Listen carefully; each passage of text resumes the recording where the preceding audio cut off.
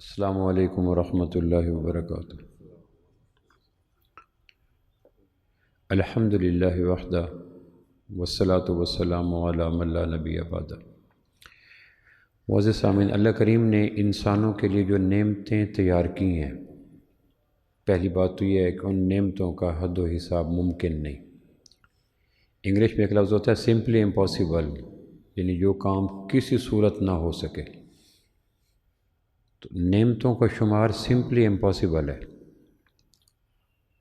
اور اگر ان نعمتوں میں 10 بڑی نعمتوں کو شمار کیا جائے، خرب نعمتیں، ان میں سے اگر 10 بڑی نعمتوں کو شمار کیا جائے ٹاپ 10 کو، تو ان ٹاپ 10 نعمتوں میں ایک نعمت قرآن مجید ہے،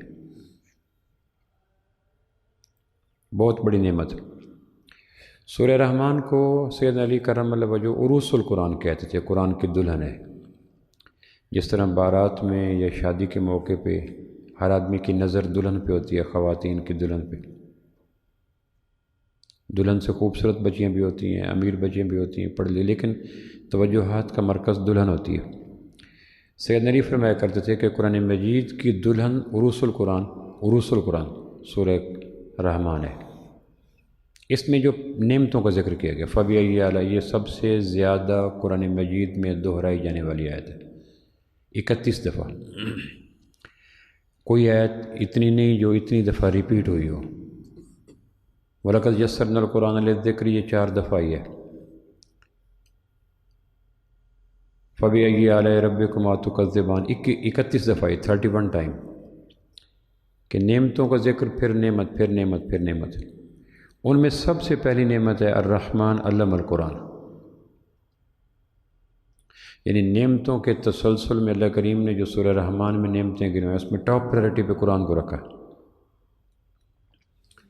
دونوں جہانوں کی نعمتیں قرآن کے اندر ہیں۔ امام شافعی رحمہ اللہ کی طرف ایک فتویٰ منسوب کیا جاتا ہے، دنیا کے ذہین ترین 10 آدمیوں کی فہرست بنائی جاتی ہے، امام شافعی کو ان میں سے ایک نمبر پہ رکھنا پڑے گا، کسی نہ کسی نمبر پہ، فقہی اعتبار سے۔ کتاب العلوم ان کی مظہر ہے۔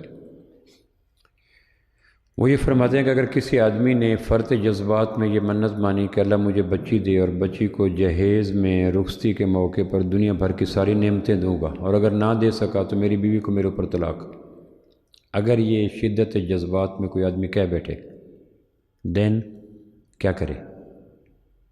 اب یہ تو ناممکنات میں ہے دنیا بھر کی نعمتیں دینا، تو پھر وہ طلاق ہو جائے گی اگر نہ دے سکا تو پھر کیا کرے؟ امام صاحب فرماتے ہیں کہ اگر وہ بچی کو رخصتی میں قرآن مجید دے دے تو اپنی قسم میں سچا ہے، اس نے دونوں جہانوں کی نعمتیں دینے والی قسم پوری کر دی۔ الرحمن علم القرآن خلق الانسان۔ تو اللہ جس طرح پوچھتا ہے، قیامت والے دن پوچھے گا، ثم لتسألن یومئذ عن النعیم، کہ تم نے نعمتوں کے بارے میں کیا کیا، میں نے تمہیں یہ دی، تم نے اس کا کیا کیا؟ تو ان نعمتوں میں ایک نعمت قرآن مجید کے بارے میں پوچھ جائے گا کہ میں نے تمہیں قرآن دیا تھا، تم نے کیا کیا؟ ابن سیرین رحمہ اللہ کا غالباً قول ہے کہ جس آدمی کی توجہات کا مرکز قرآن نہیں، اس کے بدبختی کے لیے یہی دلیل کافی ہے۔ گھوڑے، زمین، پیسہ، ٹکا، عہدہ، عورت، درہم، دینار، ڈالر، مال، یورو، کار، کوٹھی، سونا، چاندی، سب کی طرف ہے، قرآن کی طرف نہیں ہے۔ طلب ہے، شوق ہے، رغبت ہے، تو اس کی بدبختی کے لیے یہی دلیل کافی ہے کہ تیرے دل قرآن کی طرف رغبت ہی نہیں کرتا۔ تو پوچھے گا اللہ کہ میں نے تمہیں ایک نعمت دی جو ساری نعمتوں کا احاطہ کیے ہوئے تھے، تم نے اس کے بارے میں کیا کیا؟ قرآن مجید پہ نعمتوں میں ایک حقوق میں ایک یہ ہے کہ قرآن پر ایمان لایا جائے۔ آمن الرسول بما انزل الیہ من ربہ والمؤمنون، جس پر قرآن اترا وہ بھی ایمان لایا قرآن پر، یعنی آمنہ کے لال صلی اللہ علیہ وسلم۔ تبارک الذی نزل القرآن، تو اس میں یہ کہا گیا علی عبدہ، تو ہم نے جس ذات اقدس کے قلب اطہر پر قرآن اتارا وہ بھی قرآن پر ایمان لایا۔ آمن الرسول بما انزل الیہ من ربہ والمؤمنون، تو مومنو تم بھی قرآن پر ایمان لاؤ۔ تو قرآن مجید پر ایمان لانے کے کئی تقاضے ہیں۔ ایک یہ ہے کہ اس کو اللہ کا کلام مانا جائے۔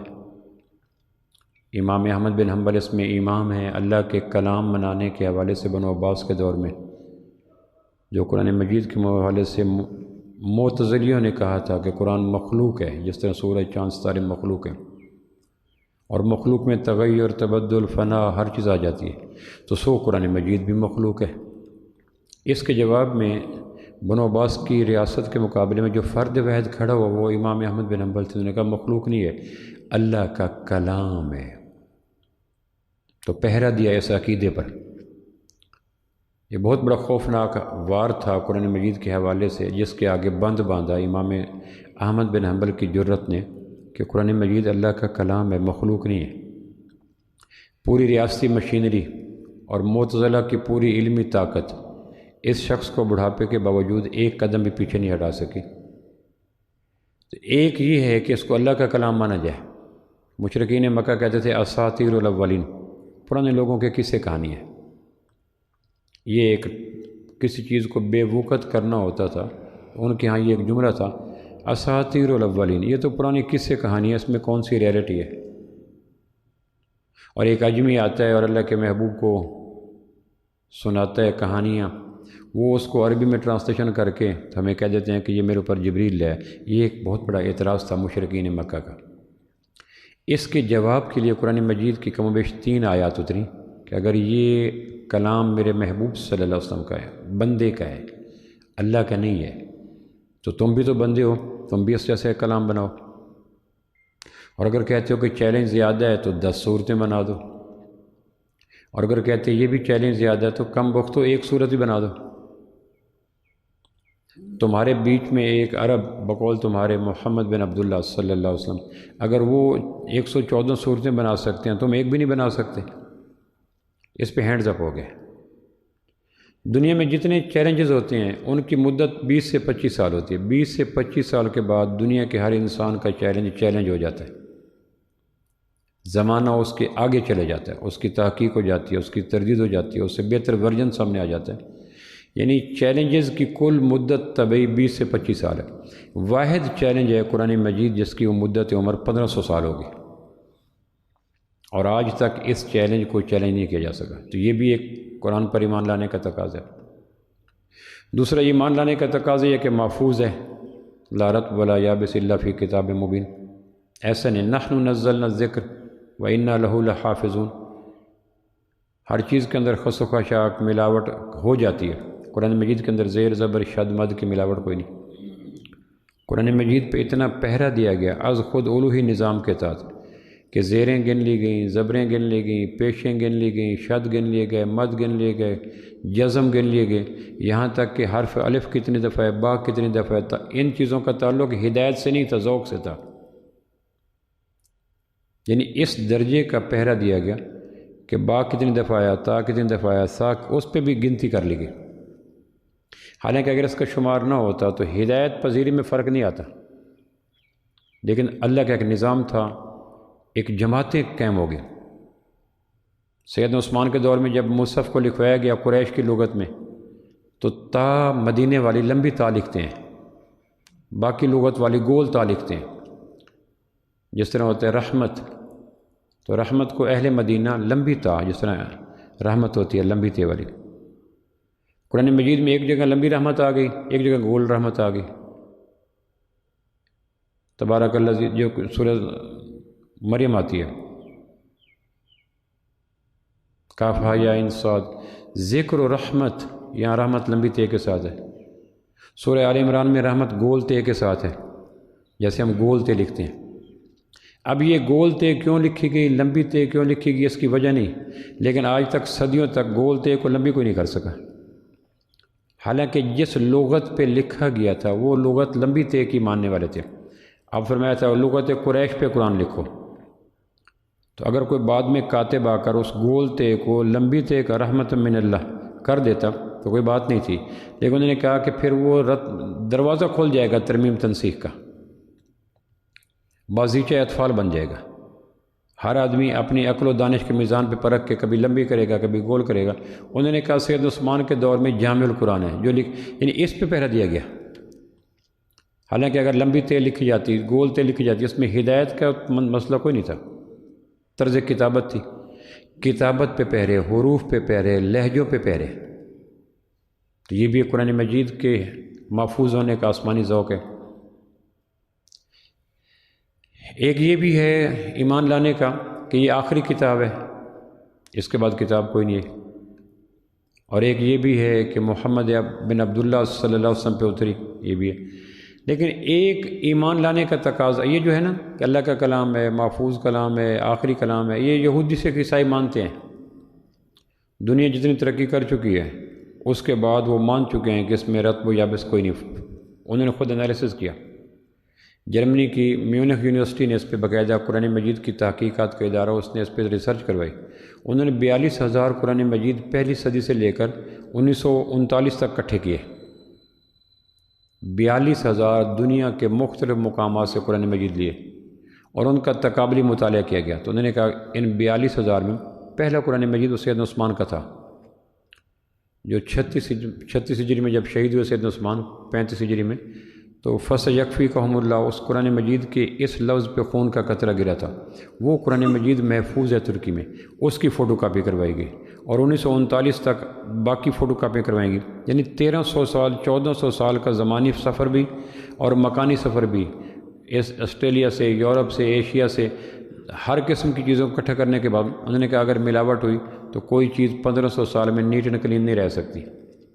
تو حیرت کی بات ہے کہ جرمن کی میونخ یونیورسٹی کے عیسائیوں نے یہ تسلیم کیا کہ ہم نے 42,000 قرآن مجید میں کوئی فرق نہیں دیکھا، یعنی شہادت دی غیروں نے، اس کو مانتے ہیں وہ کہ محفوظ کلام ہے، اللہ کا کلام ہے۔ لیکن جو مومن کی ایک چیز ہے جس میں غیر مسلم نہیں آ سکتا، یعنی آمن الرسول بما انزل الیہ من ربہ والمؤمنون، اس میں جو مومن کی یعنی یہ ہے کہ اللہ کا کلام ہے، غیر مسلم مانتے ہیں، محفوظ کلام ہے، زمینی تحقیقات کے مطابق مانتے ہیں، کتابت محفوظ ہے، قرات محفوظ ہے، محفوظ ہے مانتے ہیں، اور اللہ کے محبوب پہ نازل و مانتے ہیں۔ لیکن ایک چیز جو مسلمان کے لیے خاص ہے ایمان لانے میں، اس میں دنیا کا کوئی انسان شریک نہیں ہو سکتا مسلمان کے علاوہ، اور وہ مسلمان بھی اس سے محروم ہو چکا ہے، وہ یہ ہے کہ قرآن مجید نے جو کہا ہے اس پہ یقین کیا جائے۔ قرآن کا سود میں ہلاکت ہے تو یقین کیا جائے، قرآن کا تجارت میں فائدہ ہے تو یقین کیا جائے، قرآن کا نکاح میں برکت ہے تسلیم، قرآن کا زنا میں نقصان ہے تسلیم کیا جائے۔ قرآن مجید نے جس کو زہر کا وہ زہر مانا جائے، شہد کا وہ شہد مانا جائے۔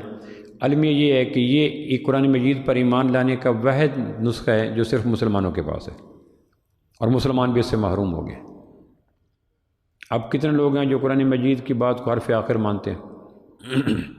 عام ڈاکٹر جس کی اتھینٹسٹی کوئی نہیں، نہ تقوی کی، نہ طہارت کی، نہ وحی کا ہے، نہ الہام ہے، نہ کشف ہے، وہ جب دوائی لکھتے ہیں اس میں کہتا ہے یہ ایک آدھی گولی رات کو، تو رات کو گولی کو توڑ کر آدھی گولی لیں گے، حالانکہ ڈاکٹر دیکھ نہیں رہا۔ یہ ڈاکٹر پر ایمان ہے۔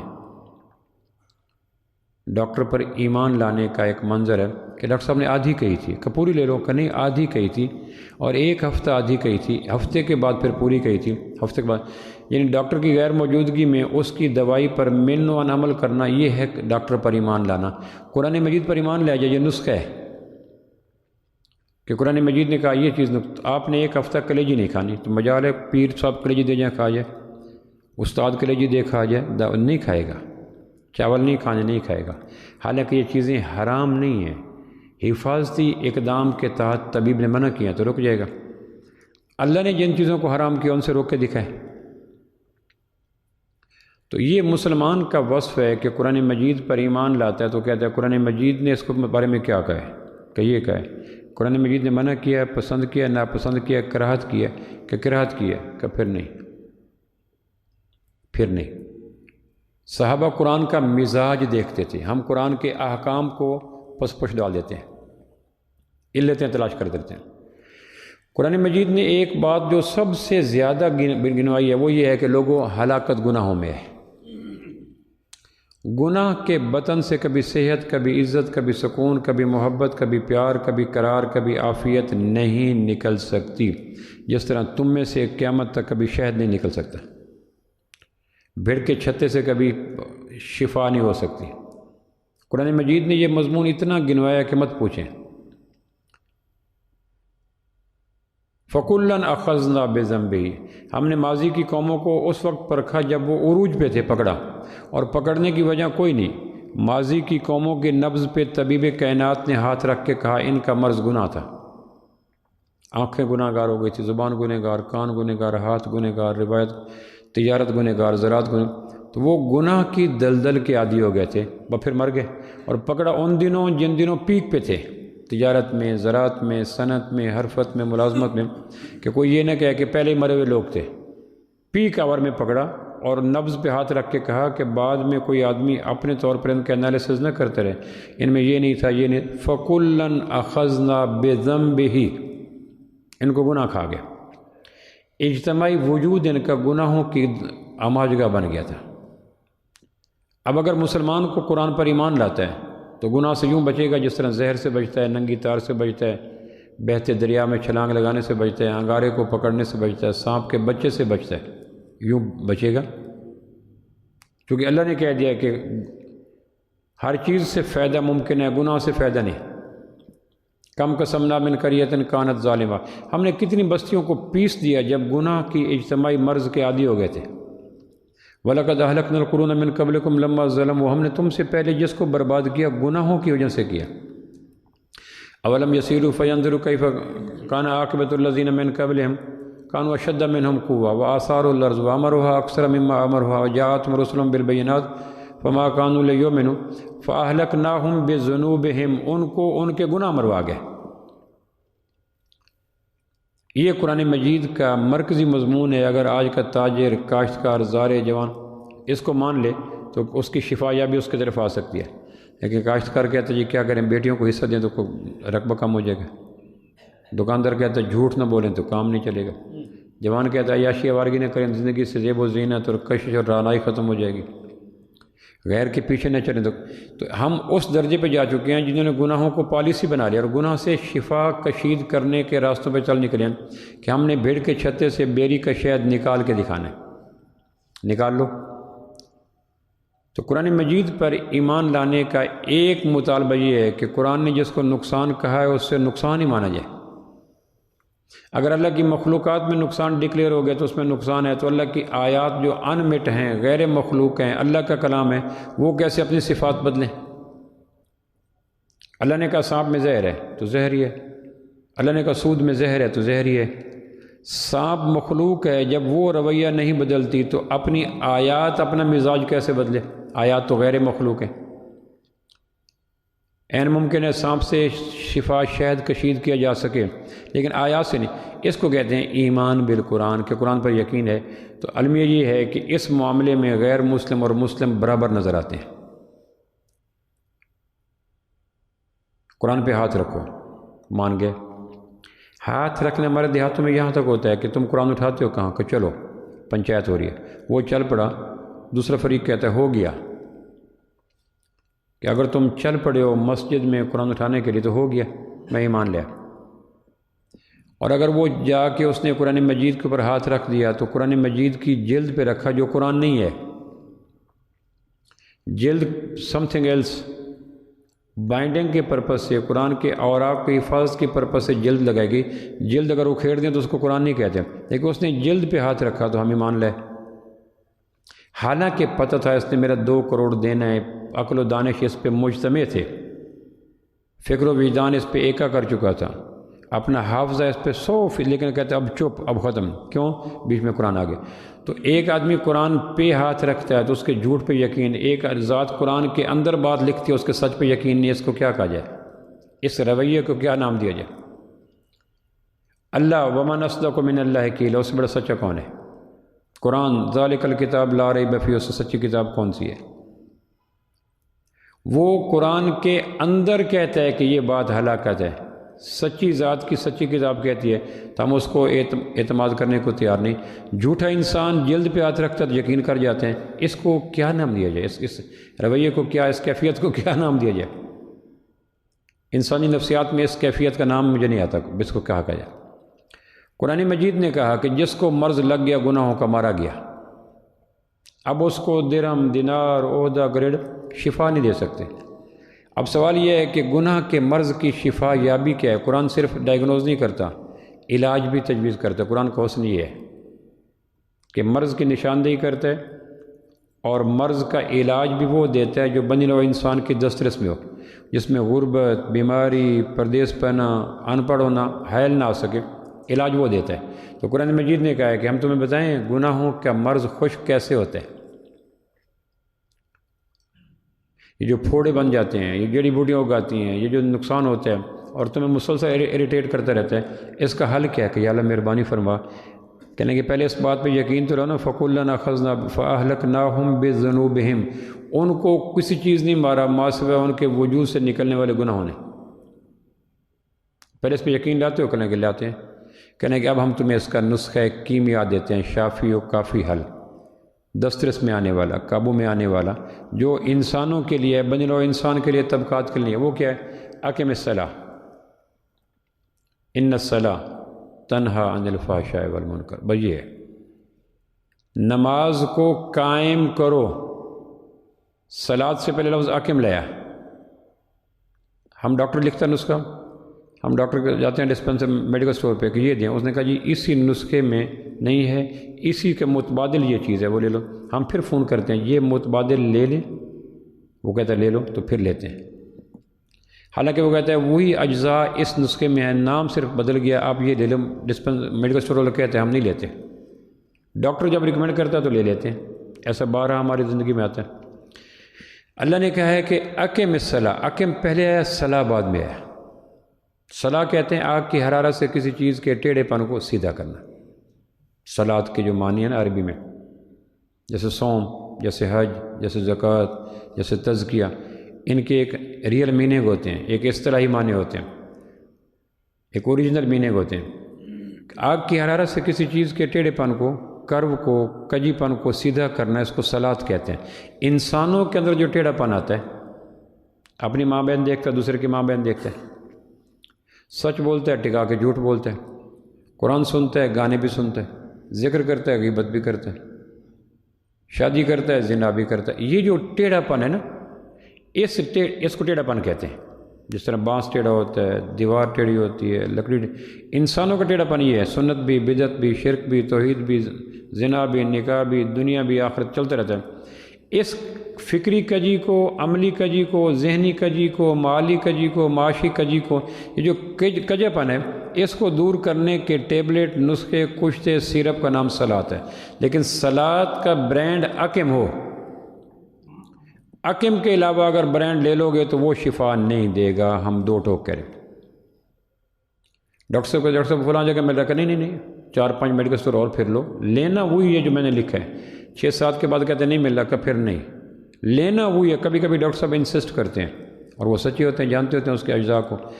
اللہ کہتے ہیں نماز لینی ہے تو اقم والی لینی ہے، اقم سے کم والی نماز خود ٹیڑھی ہے، اس نے دوسروں کو سیدھا کیا کرنا ہے؟ جس دامن میں 100 چھید ہوئے، اس دامن کا پھیلانا کیا؟ ایک ہے نماز نہ پڑھنے کے نقصان، ایک ہے نماز کو صفت اقم پہ لائے بغیر پڑھنے کے نقصان، یہ بڑے شدید ہوتے ہیں۔ ایک ہے نماز نہیں پڑھتا، اس کا نقصان کیا ہے کہ یہ، ایک ہے پڑھتا ہے لیکن اقم کا خیال نہیں رکھتا، تو اس کے بھی کئی نقصان ہیں۔ ہم کہتے ہیں ہم نماز تو پڑھتے ہیں، کہنے کہ تمہیں نماز کے اقم کی صفت کا خیال نہ رکھنا تمہیں مروا گیا، یہ اندر کا مسئلہ ہے۔ ایک ملازم نہیں آتا جاب پہ، اس کو نقصان، ایک 9 بجے کی بجائے 2 بجے آتا ہے، اس کو بھی نقصان، آیا تو ہے تو نقصان اس کو بھی ہے، شوکت اس کو مل جائے گا۔ آنے والے کے نقصان الگ ہیں، نہ آنے والے کے نقصان الگ ہیں، نہ پڑھنے والوں کے نقصان الگ ہیں، اور پڑھنا اور اقم کا لحاظ نہ کرنا، اس کے نقصان بڑے شدید ہیں۔ قرآن نے کمپرومائز نہیں کرنا کہ جب بھی نماز پڑھو تو اقم، میں نے پہلے کہا اقم الصلاۃ۔ اللہ کے پاس لفظوں کی کمی تو کوئی نہیں تھی، جملوں کی کمی تو وہ تو خالق ہے۔ وہ ایک ہی لفظ پوری قرآن مجید میں نماز کے ساتھ اس لفظ کے بغیر صلاۃ کا لفظ لانے کو تیار ہی نہیں۔ اقم، یقیمون، تقیمون، اقیمون، اقیم الصلاۃ، یعنی ڈائی الگ الگ سیغے بدلتے رہتے ہیں، لیکن اس کا روٹ اور ڈائی یہی رہتا ہے، نماز قائم کرو۔ تو ہمارے ہاں نماز کے حوالے سے 2 رویے ہیں، 90% پڑھتے نہیں، 10% پڑھتے ہیں لیکن عقم کے قریب نہیں جاتے۔ عملاً ان کی زندگی بدتر ہوتی ہے نہ پڑھنے والوں کی نسبت بھی۔ پھر تانا دیتے ہیں کہ یہ نمازی ہوتے ہیں، یہ اسلام کے شفا یابی کے احکام پہ دھبا ہوتے ہیں لوگ، یہ نمازی ہیں، وہ نمازی دیکھ لو کیا کرتے ہیں۔ کچھ دن پہلے میں ایک دیہات میں گیا، ایک آدمی نے باغ بیچا، 10 لاکھ اس نے تقریباً ایڈوانس لیا، 36-40 لاکھ کا اس کا طے ہوا۔ فیکٹری کے مالک نے کہا کہ مجھے خود کہا کہ اتنے چھوٹے ہیں مالٹے اور اس پہ ایسی بیماری آ گئی ہے کوئی فلاں فلاں کہ اب وہ مالٹے اس قابل نہیں ہے کہ ہم ایکسپورٹ کر سکیں۔ تو اس نے کہا جی میں باقی پیسے نہیں دے سکتا، میں نے آپ کو بیانہ معاف کیا، میں نہیں لے سکتا، آپ لے لیں۔ اب شرعاً اس سے پوچھا جائے، یہ آدمی 40 سال سے نماز پڑھ رہا ہے، 30 سال سے نماز پڑھ رہا ہے، شرعاً اس سے پوچھا جائے کہ کیا تم وہ بیانہ رکھنے کی شرعی طور پر حق میں ہو؟ ایک ہے روزمرہ کے اسلوب، رواج کیا ہے؟ رواج نہیں، حدیث پاک میں آتا ہے، متفق علیہ حدیث ہے، بخاری مسلم میں آتی ہے کہ 1-2 آدمی میرے پاس آتے ہیں اور کوئی ڈسپیوٹ ہے ان کا، یہ بکری میری ہے، یہ اس کی ہے، یہ اونٹ میرا ہے، یہ اس کا، یہ وادی اس کی، یہ میرا ہے۔ اس میں ایک آدمی بھولا بھالا ہے، ایک آدمی اوور کلیور ہے، ایک آدمی قلت گفتار کا شکار ہے، ایک ٹاکٹیو ہے، وہ لمبی چوڑی بات ہے، یہ دیکھو یہ دیکھو، اور حتیٰ کہ وہ ثابت کر دیتا ہے کہ یہ گائے یا فلاں چیز میری ہے، حالانکہ اس کی نہیں ہے۔ بخاری مسلم کی روایت ہے۔ اور کائنات کا چیف جسٹس آمنہ کے لال صلی اللہ علیہ وسلم اس کے پاس آتا ہے، یہ میری ہے، یہ میری ہے، اور آپ اس کی بات دلائل سن کر کہتے ہیں ہاں تیری ہے۔ اب اس سے بڑی سند اس کے حلال ہونے کی کیا ہے کہ آمنہ کے لال صلی اللہ علیہ وسلم نے سن کے عطا کیا، آپ نے ساتھ فرما دیا کہ اگر اس کی نہیں ہے تو میرے ہاتھ سے لینے کے باوجود بھی دوزخ لے گیا۔ تو چیف جسٹس کیا اور سپریم کورٹ کیا اور ہائی کورٹ کیا اور فلاں کیا، اس کا کیا ہے؟ یعنی اگر چیز نہیں ہے تو کسی کی حوالگی سے وہ چیز اس کا حق نہیں بن سکتی۔ تو اس نے 10 لاکھ لے لیا، انہوں نے کہا جی ہم نہیں رکھ سکتے، مجبوری ہے، اگر تمہارا باغ بک گیا تو بیچ لو۔ اب اگر یہ وہ نمازی تھا جس کی نماز میں عقم نہیں ہے، اس نے 10 لاکھ قابو کر لیا۔ میں نے کہا آپ کسی مفتی سے فتویٰ لیں، ریج الوقت روایات کو نہ دیکھیں، ریج الوقت روایات کو وہ دیکھیں جن کے پاس اسلام کا حسین سورج طلوع نہیں ہو، ان کی مجبوری اندھیروں کے سوداگر ہیں۔ ہماری مجبوری قرآن ہے، آمنہ کے لال صلی اللہ علیہ وسلم ہے کہ اگر کسی مجبوری کے بنا پر وہ فلفل نہیں کر سکتا اپنے معاہدے کو تو کیا اس کا بیانہ رکھنے کا حق اس کے پاس ہے؟ پوچھ تو لیں۔ لیکن چونکہ وہ طے کر چکا تھا میں نہیں دینا تو اس نے نہیں دیا، اور حالانکہ میں جانتا ہوں کہ جب میری پہلی ملاقات ہوئی شادی نہیں تھی اس کی، پھر اب ملاقات ہوئی تو اس کے پوتے بھی شادی کے قابل تھے، ان عرصے میں اس کی نماز قضا کوئی نہیں ہوئی، لیکن نماز وہ تھی جس کو عقم کی صفت نہ ہونے کی وجہ سے 40 سال کا نسخہ بھی اس کو حرام سے بچا نہیں سکا۔ نماز نہ پڑھنے کے نقصان اپنی جگہ ہیں، اور نماز کو صفت عقم پر کبھی آدمی پڑھتا ہے، 70 سال تک نماز پڑھتا ہے، جس میں آتا ہے عقم نہیں ہوتی، اللہ کے ہاں نماز ہی ہوتے نہیں، نماز پرانے کپڑے کی طرح لپیٹ کے منہ مار دی جاتی ہے، فلا صلاۃ لہ۔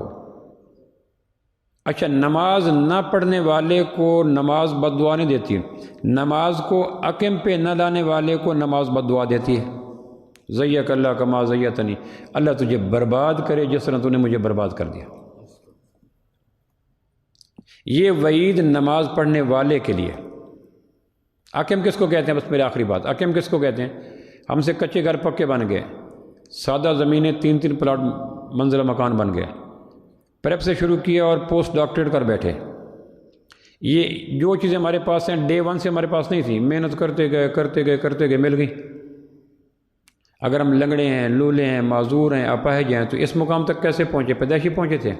کہنے لگے نہیں، کیسے پہنچے؟ محنت کی۔ تو جب اتنی چیزیں تم محنت کے بعد حاصل کر سکتے ہو تو کیسے تمہیں معذور بن جائے کہ تم عقم صلاۃ پہ نہیں آ سکتے؟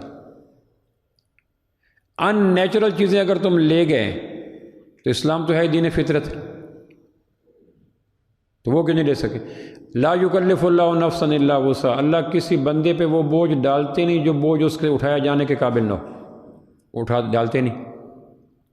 اللہ ڈالتے ہوئی ہیں جس کا وہ اس کے اندر طاقت ہوتی ہے، لیکن اگر دانستہ اپنے خراب ہو چکے، اس لیے قیامت والے دن ہر ایکسکیوز لیم ایکسکیوز ہوگا کہ تم نے نماز کو حکم کے مقام پہ کیوں نہیں لائے۔ اور اگر نماز حکم پہ نہیں ہے تو ہم ڈاکٹر ہیں، پی ایچ ڈی ہیں، پروفیسر ہیں، کھرب پتی ہیں، اندر ایریٹیشن لگی رہے گی، بے چینی لگی رہے گی، جس طرح ایک آدمی کے وجود میں پس ہو کسی جگہ پہ، اور آدمی ڈریسنگ کرتا رہے سارا، لیکن پس نہ نکالے، اور ڈریسنگ کے کرنے سے پس کی بے چینی نہیں جائے گی۔ کانٹے کی چھوٹی سی نوک چپ جاتی ہے کہیں، آپ دائیں بائیں مساج کرتے رہیں، اس نوک کو نہ نکالیں تو وہ نوک زندگی بھر کہیں نہ کہیں سے بے چینی پیدا کرتی رہے گی، حتیٰ کہ کپڑا بھی اٹک جائے گا تو پریشانی ہوگی، ہاتھ بھی اگر لحاف میں لگ جائے گا تو پریشانی ہوگی، وہ کانٹے کی نوک سلگتی رہے گی۔ نماز اگر حکم پہ نہیں ہے، سب کچھ ہے، اندر کی بے چینی نہیں جائے گی۔ کبھی بیوی سے پریشان ہوگا، کبھی بیوی کے لیے پریشان ہوگا، کبھی داماد سے پریشان ہوگا، کبھی داماد کے لیے پریشان ہوگا، کبھی نوکری سے پریشان ہوگا، کبھی نوکری کے لیے پریشان ہوگا، کبھی گھر سے پریشان ہوگا، کبھی گھر کے لیے پریشان ہوگا، کبھی اپنوں سے پریشان ہوگا، کبھی اپنوں کے لیے پریشان ہوگا، کبھی وطن سے پریشان ہوگا، کبھی وطن کے لیے پریشان ہوگا، کبھی دوستوں سے پریشان ہوگا، اور کبھی یہ سے اور کے لیے کے چکر سے کعبہ کے رب کی قسم وہ شخص نکل ہی نہیں سکتا جس کی نماز حکم پہ نہیں ہے۔ دور کے ڈھول سوانے۔ اب نماز حکم کو کیسے لیں تو میں آخری بات کر دیتا ہوں۔ فرض عین ہے ہر شخص کو نماز کے حکم پہ لانا، دنیا کا کوئی عذر اس حوالے سے قابل قبول نہیں ہے۔ بعض چیزیں ناگزیر ہوتی ہیں، مجھے واش روم جانا ہے، میں سفر میں ہوں، حضر میں ہوں، پردیس میں ہوں، گھر مجھے واش روم جانا ہے، مجھے ہوا لینی ہے، مجھے پانی پینا ہے، مجھے کھانا کھانا ہے، مجھے نیند لینی ہے، اس کا میرے سے آپشن کوئی نہیں تھا، یہ کمپلسری ہے۔ میں سفر میں تھا اس لیے میں نیند نہیں لے سکا، نہیں، نیند تو لینی پڑے گی جتنے بھی ہو، باڈی اگلے دن فنکشنل نہیں رہے گی، جسم کام ہی نہیں کرے گا، واش روم جانا پڑے گا یا جتنی مصروفیت ہے۔ بعین ہی میں باپ ہوں، میں اکیلا ہوں، میں بوڑھا ہوں، میں معذور ہوں، میں غریب ہوں، میں ہینڈ ٹو ماؤتھ ہوں، میں ہینڈ ٹو ہینڈ ہوں، کعبہ کے رب کی قسم نماز کو حکم پہ لانا پڑے گا۔ دنیا بھر کا کوئی عذر اس کے آگے عذر قبول نہیں ہو سکتا، یہ سارے عذر لنگ ہیں، لیم ایکسکیوز ہیں۔ اب حکم کس کو کہتے ہیں؟ حکم کے دو معنی ہیں، پہلا ہے درست کرنا، ٹھیک کرنا، ہموار کرنا، سیدھا کرنا، حکم کے معنی لغت میں، اور دوسرا ہے رواج دینا، کسی چیز کو جو ختم ہو چکی ہو اس کو دوبارہ عمل میں لے آنا۔ اب ان دو معنوں کو سامنے رکھیں تو نماز کا پہلا یہ ہے کہ میں ہر آنے والی نماز میں پچھلی نماز کی خامیوں کو دور کروں، آنے والی نماز درست کروں، یہ حکم ہے۔ اس میں نماز کا ظاہر درست کروں، باطن درست کروں، سوچیں درست کروں، قرات درست کروں۔ نماز کتابوں سے نہیں آتی، نماز عمل کرنے والوں کو دیکھ کر پڑھنے سے آتی ہے۔ صحابہ نے اللہ کے محبوب سے کوئی کتاب نہیں لی تھی، آمنہ کے لال سے عمل لیا تھا۔ ہمارے یہاں جو نا علم کتابی، یہ کتابیں تصنیف تب ہوئیں جب عمل کا بحران شروع ہوا، ورنہ اصل کے اعتبار سے علم ہمیشہ عمل کرنے والوں کے پاس بیٹھنے سے آتا ہے۔ کس صحابی نے بخاری، ترمذی، ابن ماجہ، سنن ابی داؤد پڑھی تھی؟ انہوں نے اللہ کے محبوب نے کیسے نماز درست کی؟ صلو کما رأیتمونی، ایک آدمی نماز پڑھ رہا تھا، پوری نماز ٹھیک تھی، لیکن رکوع کے بعد قیام سیدھا نہ کرتا۔ ربنا لک الحمد کی تسبیح قیام کے اندر کرنا ضروری ہے، جھکتے ہوئے کرنا گناہ ہے۔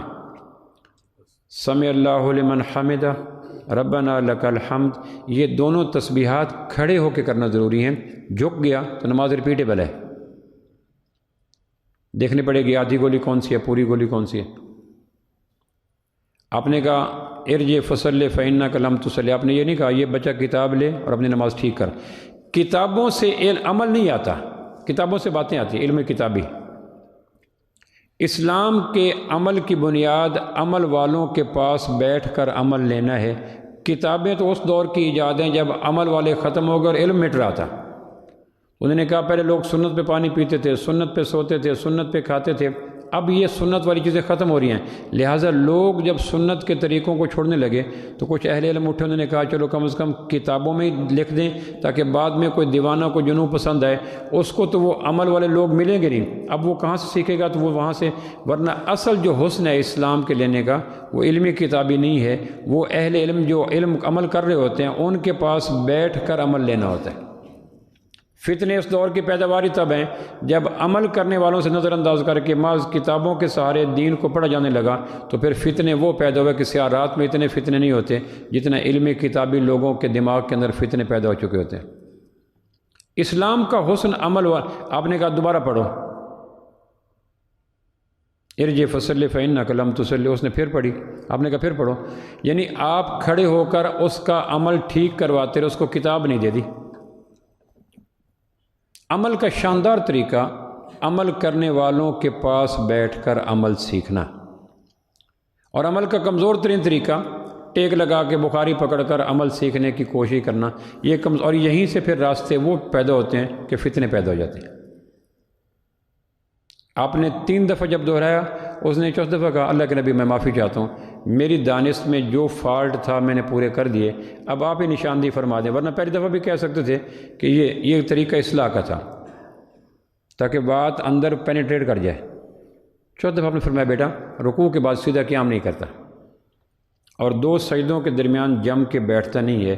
اس پہ یہ نہیں کہا کہ نماز ثواب کم ہو جائے گا، ارجع فصلی فإنک لم تصلی، دوبارہ نماز از سر نو شروع کر، تیری نماز ہوئی نہیں۔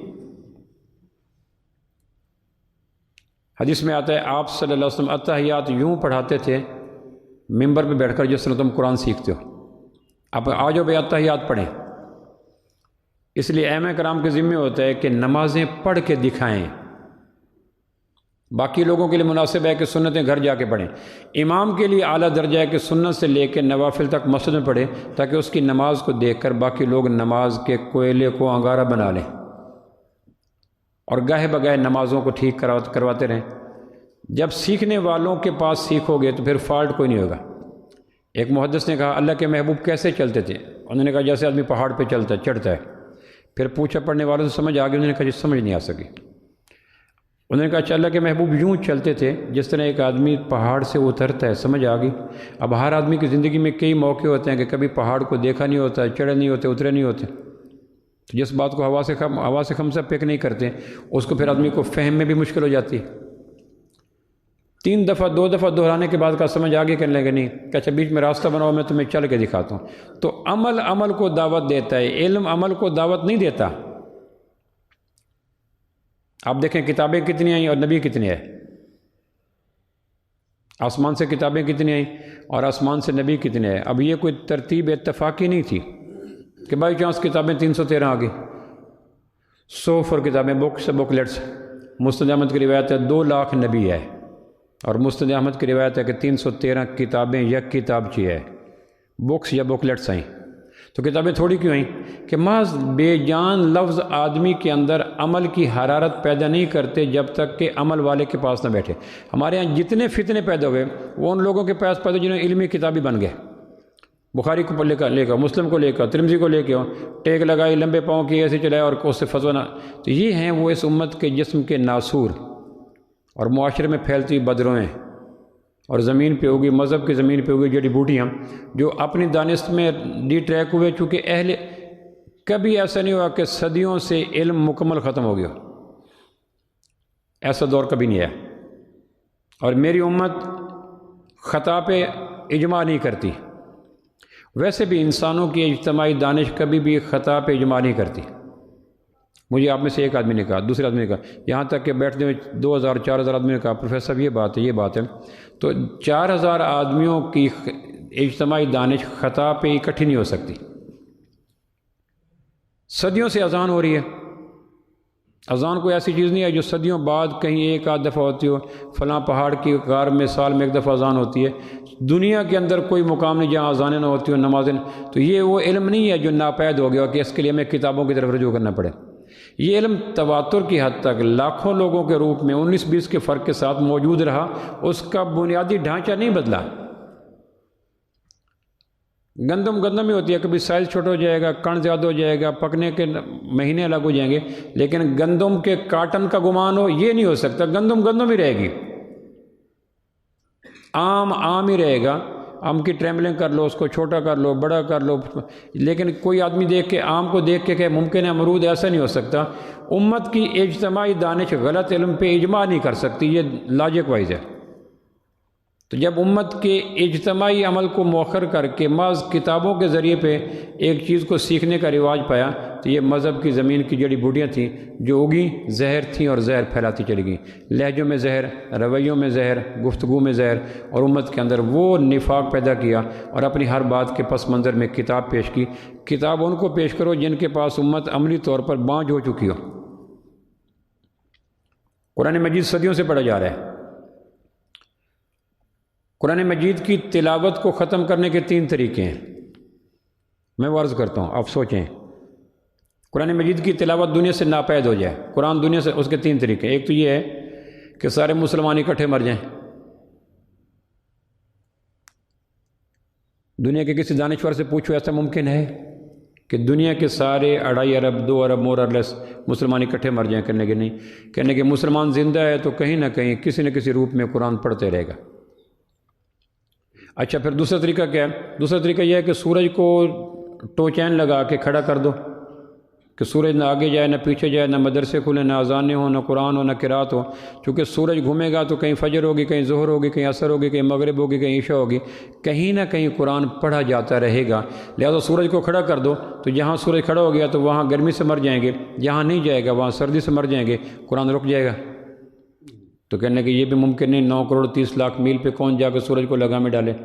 کہ تیسرا یہ ہے کہ زمین کی گردش روک دو، کہ زمین گھومنا جھومنا بھاگنا چھوڑ دے، کیونکہ زمین جب گھومتی ہے تو کہیں فجر، کہیں ظہر، کہیں عصر، کہیں مغرب۔ فجی میں فجر ہوتی ہے، پاکستان میں ظہر ہوتی ہے، مصر میں عصر ہوتی ہے، انڈونیشیا میں، اور آگے جا کے لیبیا میں مغرب ہوتی ہے، کینیڈا میں عشاء ہو جاتی ہے۔ یہ جو کہیں فجر، کہیں ظہر، کہیں عصر، یہ سرکل تبھی ہے کہ زمین گھوم رہی ہے، نہ زمین کا گھومنا روک سکتا ہے، نہ سورج کا جاری ہونا روک سکتا ہے، نہ انسان اجتماعی مر سکتے ہیں، نہ مسلمانوں کے بیچ میں دین کی عملی شکلیں مر سکتی ہیں۔ قدرت نے ایسا الوہی نظم قائم کر دیا۔ اب دوسرا طریقہ یہ ہے کہ ایک طریقہ یہ ہے کہ ہم نماز کو اہل علم کے پاس جا کے پوچھیں کہ میں نماز پڑھتا ہوں، نماز دیکھیں کیسی ہے۔ ڈرائیونگ سیکھتے ہیں، اے سی کا کام سیکھتے ہیں، موبائل کا کام سیکھتے ہیں، فریج کا کام سیکھتے ہیں، کتابت، حتیٰ کہ آپ جتنے تشریف فرمائے آپ نے کچھ نہ کچھ تو سیکھا ہوگا۔ دنیا کے کتنے علوم ہیں جو سیکھے ہوں گے، ان میں سے کسی ایک علم کا نام لیں جو بائی برتھ آپ اور ہم لے کے آئے۔ کچھ بھی نہیں، آ کے علاوہ کچھ بھی نہیں تھا۔ جو پیدا ہونے کے بعد پہلی آواز نکالی، اس کے بعد تو کچھ نہیں تھا۔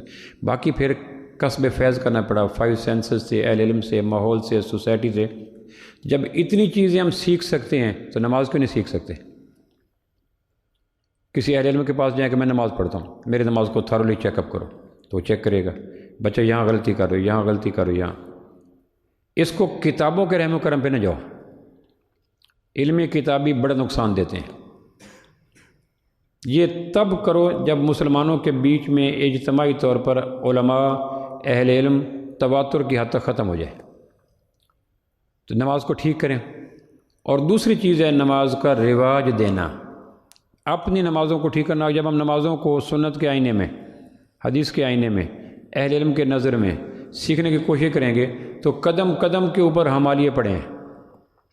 یہ انگلیاں کیسی گھڑی کی؟ میں ایک آدمی کو ملنے کے لیے گیا، اس کو ملازم سے کہا کہ انہیں کو پروفیسر صاحب آیا، تو میں گیا تو وہ لان میں چہل قدمی کر رہا تھا۔ مجھے اس نے اشارہ کیا کہ آپ بیٹھیں ذرا، میں آتا ہوں۔ میں نے دیکھو خاص انداز سے چل رہا ہے، میں نے کہا شاید کوئی ڈاکٹر نے کہا ہوگا بسا اوقات ہوتا ہے، تو واپس بھی میں نے کہا کیا کر رہے تھے؟ کہنے کہ میں نے ایک عالم سے پوچھا اللہ کے محبوب چلتے کیسے تھے؟ اس نے کہا یوں چلتے تھے، مجھے چل کے دکھایا۔ تو میں روزانہ اللہ کے محبوب کے طریقے پہ چلنے کی مشق کرتا ہوں۔ ہم نے کس نے کی؟ اصل علم تو وہ ہے جو آمنہ کے لال کے وجود اقدس سے نکلا۔ تو میں روزانہ اللہ کے محبوب کے طریقے پہ چلنے کی مشق کرتا ہوں تاکہ میرا چلنا ٹھیک ہو جائے۔ تو ہم میں سے کتنے ہیں جنہوں نے چلنے کی مشق کی؟